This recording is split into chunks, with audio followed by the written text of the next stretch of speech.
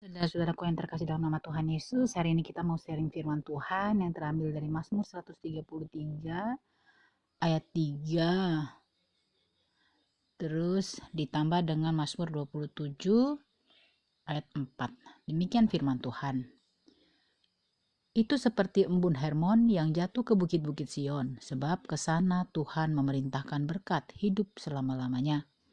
Ayat 4, satu hal telah kuminta kepada Tuhan, itulah yang kuingini, diam di rumah Tuhan seumur hidupku, menyaksikan kemurahan Tuhan dan menikmati baiknya. Terpujilah nama Tuhan.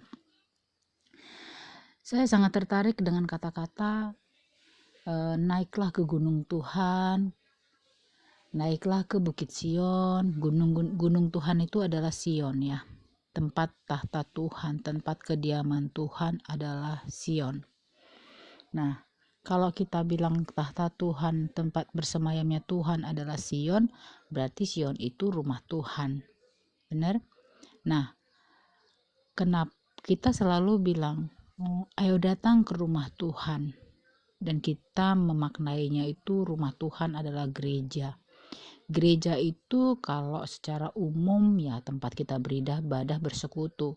Tetapi sebenarnya rumah Tuhan yang paling kecil itu adalah hati kita sendiri. Ya. Nah, yang namanya rumah Tuhan berarti kita sendiri. Tempat berdiamnya Roh Kudus, Roh Tuhan, yaitu hati kita.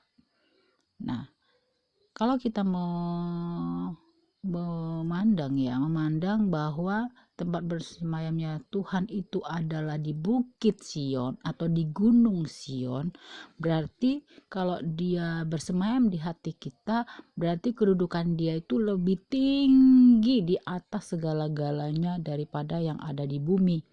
Artinya apa? Tuhan jauh lebih utama daripada segala yang ada kita, kemanusiaan kita. Apapun yang kita lakukan, Tuhan yang memerintah. Naiklah ke Gunung Sion. Mari kita naik level dari manusia duniawi kita menjadi manusia ilahi, menjadi manusia roh Tuhan. Kalau kita bisa membayangkan ya, rumah Tuhan itu, rumah Tuhan yang sesungguhnya itu di sana itu tempatnya penyembahan, pujian, ya kok rumah Tuhan ya, yang pernah saya lihat ya, penyembahan, pujian, mereka di sana menari-nari, kaya raya, bahkan pohon-pohon aja daunnya itu bisa menyembuhkan katanya kan, airnya aja kristal, dinding-dindingnya aja emas, diamond, berarti rumah Tuhan tuh sangat kaya. Datanglah ke rumah Tuhan, gitu kan. Nah, makanya kita harus sampai ke rumah Tuhan, karena di sanalah Tuhan memerintahkan berkat-berkatnya. Jadilah kita rumah Tuhan supaya Tuhan memerintahkan berkat-berkatnya kepada kita. Bagaimana supaya kita jadi rumah Tuhan? Seperti rumah Tuhan sebenarnya, bahwa rumah Tuhan itu adalah tempatnya pujian, tempatnya penyembahan, tempatnya memuliakan Tuhan, tempatnya harta benda di sana, harta bendanya Tuhan. Nah, kalau kita sudah jadi rumah Tuhan, kita cari lagi bagaimana, tentukan kita akan memiliki semua yang dimiliki Tuhan.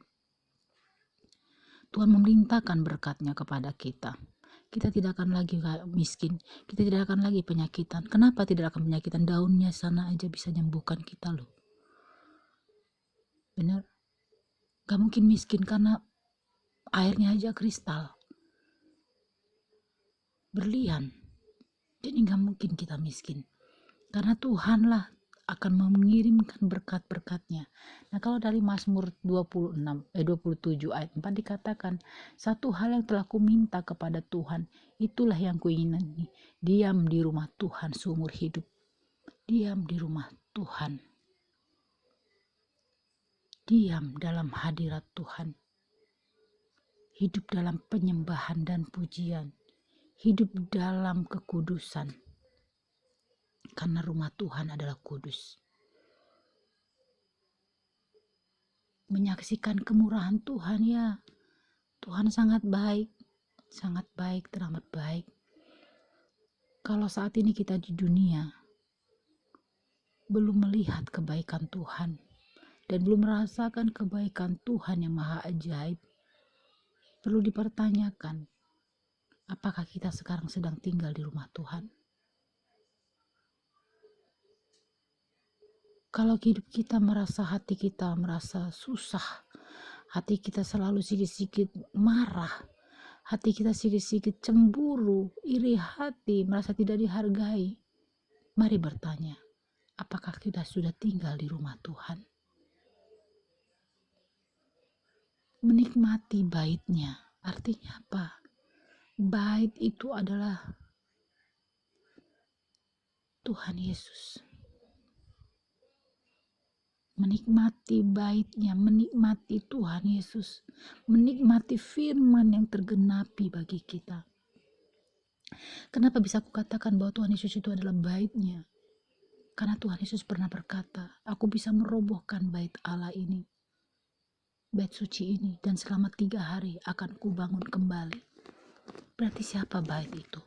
Bait itu adalah Tuhan Yesus. Menikmati baitnya, menikmati Tuhan Yesus, menikmati firman-Nya yang luar biasa yang tergenapi bagi kita. Tenggelam kita dalam firman Tuhan. Firman Tuhan menguasai kita, bukan kita yang menguasai firman Tuhan, tapi firman Tuhan itu yang menguasai kita. Sampai keluar dari mulut kita, aku hanya mau Engkau saja, mau Engkau saja.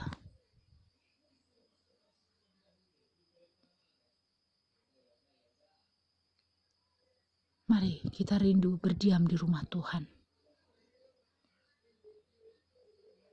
Mari kita benar-benar menikmati rumah Tuhan di bumi. Rumah Tuhan damai sejahtera, sukacita, dan penuh kemuliaan Tuhan. Malaikat surgawi setiap hari berjaga-jaga di rumah kita. Gerbang sorga terbuka. Karena Tuhan selalu memerintahkan berkat-Nya di sana. Terpujilah nama Tuhan. Haleluya. Amin.